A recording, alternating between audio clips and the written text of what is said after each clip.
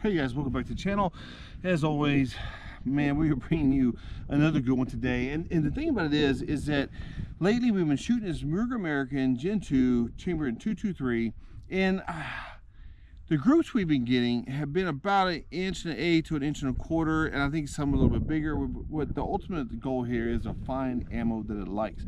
Now, we have shot this Sierra Prairie Enemy right here, 55 grains, and we have had those, I'm going to say, are our best groups. And the reason why is because we stacked two, and we had one about 1.25 inches away. The next time we had two that were about 3/8 of an inch apart, and then we had the other one that was about 1.25 inches from the first shot. And so I'm curious. Now, each shot has been basically on a horizontal line, and typically anything on a horizontal line, left and right, is going to be the shooter and possibly trigger control issues. I feel like I've been very good, very controlled, and I loved every trigger pull, every shot that went off. But at the same time, I'm not above the fact to think that maybe I made a mistake. I am not perfect. That's what you call the human factor.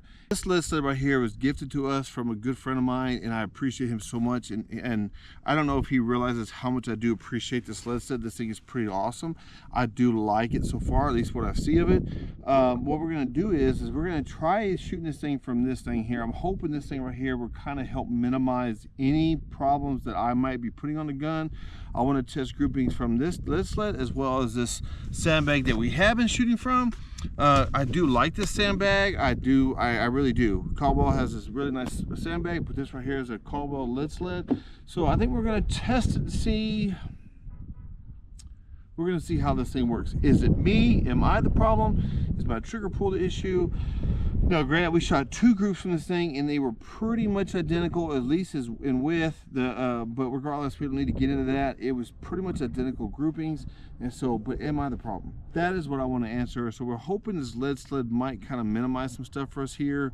I'm not like I've never really shot from a lead sled. I have like one time. I wasn't a big fan of it. Now, however, it was a really old model. It didn't have all these fine-tuned things, which I really did like. The other one did not, and I felt like when I was shooting into the sled, I was putting the gun in a bind. It wasn't finding a natural point of aim. But however, this thing right here has some really good fine-tuning with this guy here. It even has some windage tuning with this knob over here. And man, so far, I really do like the way it moves. I like the way you can fine-tune everything.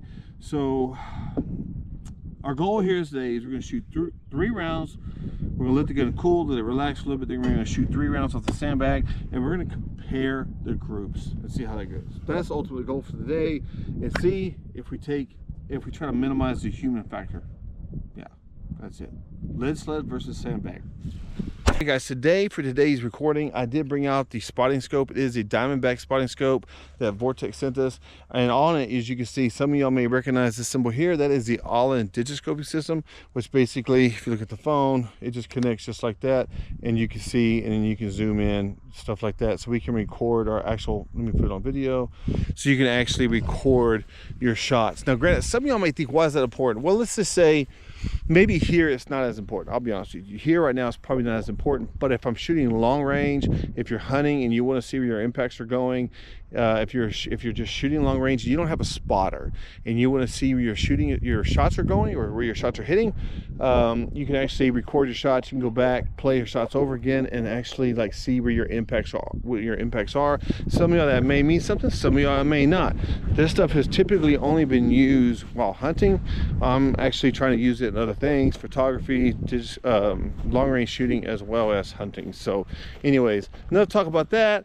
I'm gonna go down here, set the camera up downrange, and we're gonna start shooting, baby. Let's go. All right, guys, our first shot of 3, the Sierra Prairie Enemy, 55 grains.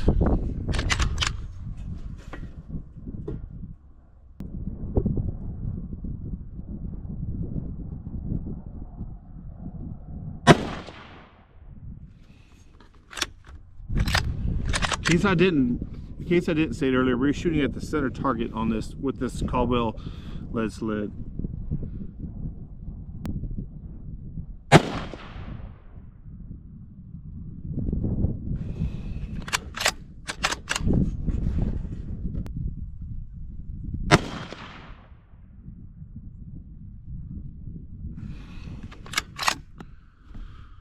All right, let's let it cool, and we're gonna do 3 rounds from the bag. All right, guys, so now we're loaded up with 3 Sierra Prairie Enemy 55 grains. We're gonna be shooting off this Caldwell sandbag, and I think now, let me see here,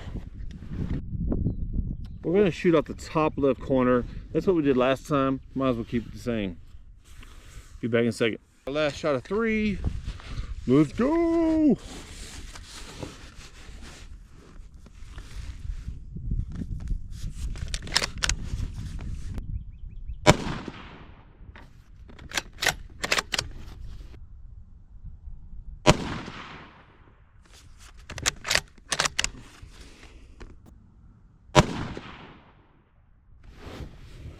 So take a look.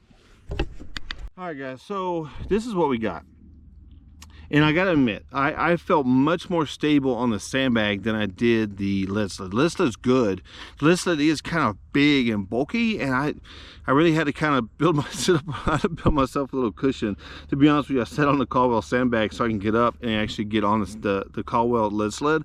It's just really huge, but I think it was good.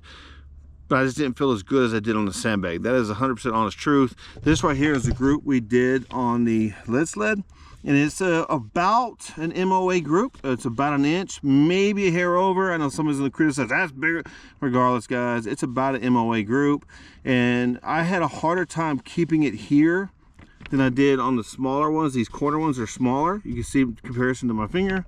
I had a harder time keeping it in the center. I was able, every time it went off, it was here.